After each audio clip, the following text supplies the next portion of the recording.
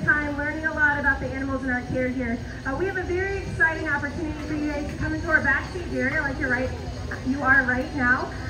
Clearly you can see that there is some construction that our stadium is undergoing. Now, this construction is actually really important. You know, taking care of animals, we want to make sure that we are maintaining the facility. That's part of animal welfare. It's a critical part of the care. So that means that every couple of years, 10 years, we're going to have to go ahead and do some refurbishment.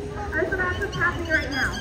Now, the cool part about that is it means that you guys get to come here to have a closer, more intimate time with our whales, learning about them, and a different type of presentation. So while it is a little bit different, we're excited to be able to share with you guys about how we interact with all of our whales. Now, I want to start off, this is not our intention to get all of you wet. However, this is going to be a higher energy splash section, which means that there is a chance that water might come up and over the glass area. If you see Jenny over here, that is the area that we are trying to get wet. But of course, these are animals, and so they have minds of their own. So you have been warned. It is 52 degrees salt water. All right, Kelly right there, that was a stimulus or a prompt just to ask Katina to come over and see that we're going to start our session. So right now, what you're looking at is Stacy. She has a yellow bucket in front of her. She's waving. She's in front of Nalani. We have Justin. He has a red bucket. He's waving you now. She's in front of Malia. Oh yeah, I like that. Look at that energy. And we have Katina that's coming over. She's going to be interacting with Kelly. Kelly has that purple bucket. Now, Katina is our matriarch, which means that she is the leader of our pod. She's 47 years old. Now, I'm going to say this real quick before we get going.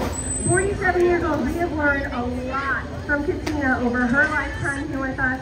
These are ambassadors for their species. We work with researchers to learn more about them. And so we'll share about that in a little bit, but here is an example of the splashing behavior in 3, 2, 2.5, 2 3/4, and 1. Now, as you can see, they can easily move a lot of water up and over that wall there. The peduncle, or the muscle that goes from their dorsal fin down their tail flukes, it's the most strongest muscle that they're going to have in their body. That's what's going to be able to propel them through the water at up to 28 miles per hour. So it's a very important part of their body. Okay, so you can see that we have some moving around.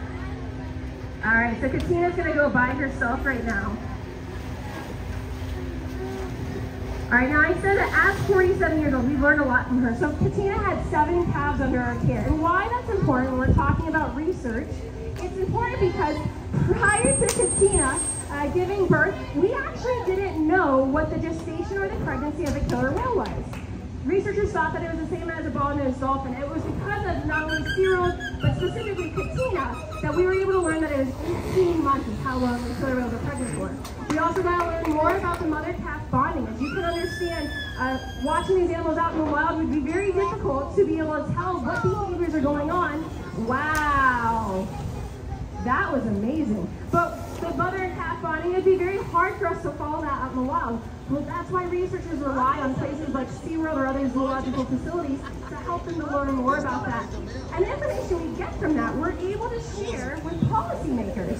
So when we're talking about some of the research that our killer whales have participated in, that has helped out looking at how researchers are affecting policy, what they're looking at is looking at their body condition. What's their body score? How can we protect their food source out in the wild? How can we stop pollution? And so the researchers will work with us, then they'll go into government facilities and they'll say, this is what we can do to try to help out our wild populations. Awesome. So we're seeing some of this, what we're calling exercise behaviors, this jumping behavior. So part of our job as animal trainers is to make sure that the killer whales obviously are physically fit, just like you guys. Just like it's important for you guys to go to the gym, it's important for us as humans to go to the gym. It's also important for them to go to the gym or have their trainers interact with them. So it's not only that mental stimulation, it's also the physical stimulation. When we're talking about their physical fitness, it's very important that we have a solid veterinary team that's monitoring them. We work hand in hand with our vet team.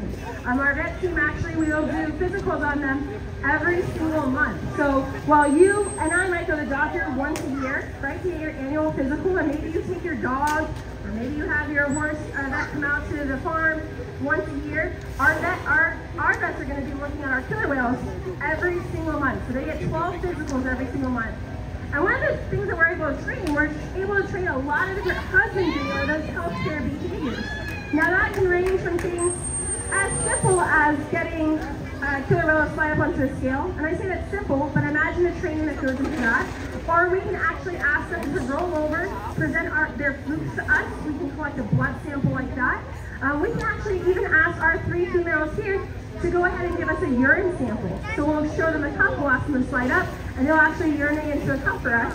We'll take all of that. It looks just so good, Justin. That was great. Malia, oh my goodness, she's getting that water up and over. But we have a lab that's right here on site. So our vets will be able to work with our lab team.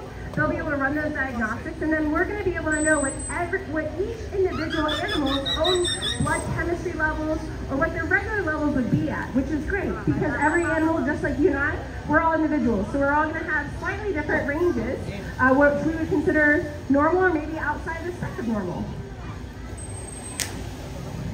All right, so I want to draw some attention because you're seeing our trainers using what we're calling a target pull to slap the water area. So that target pull is actually an extension of our hand.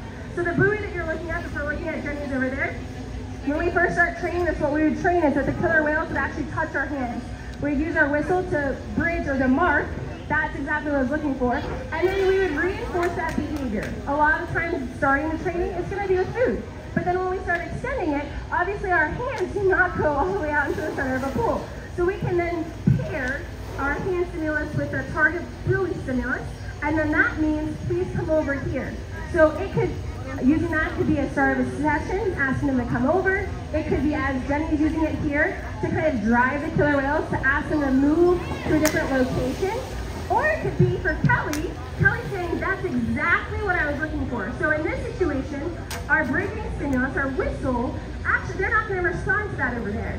So instead, Kelly's going to slap the water to make sure that they hear, no, we want you to come over, that's exactly what I was looking for. And as you can see, we're reinforcing that behavior. So we're drawing a lot of attention to it. Now, if stuff happens that, let's say, we don't really want it to, we didn't ask for, maybe we asked for something and did something else. As trainers, the best thing that we can do is do nothing. So we're actually not going to respond at all. We have the opportunity then as trainers to decide if we want to go ahead and move on, ask the question again. If we ask the question again, though, we really want to make sure they get that answer correct and that we can draw some positivity for them doing it. Or we're going to say, you know what, we're just going to move on entirely.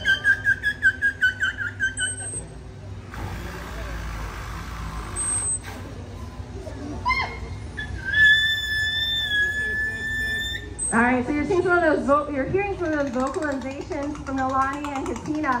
Over here in the slide out area, if you look at Nolani, you have a great opportunity to see her eye patches. So you're going to see that her eye patches are very round. And if you're in front of Katina's, you're going to see that Katina's eye patches are also very round. Well, Katina is the mother of Nolani.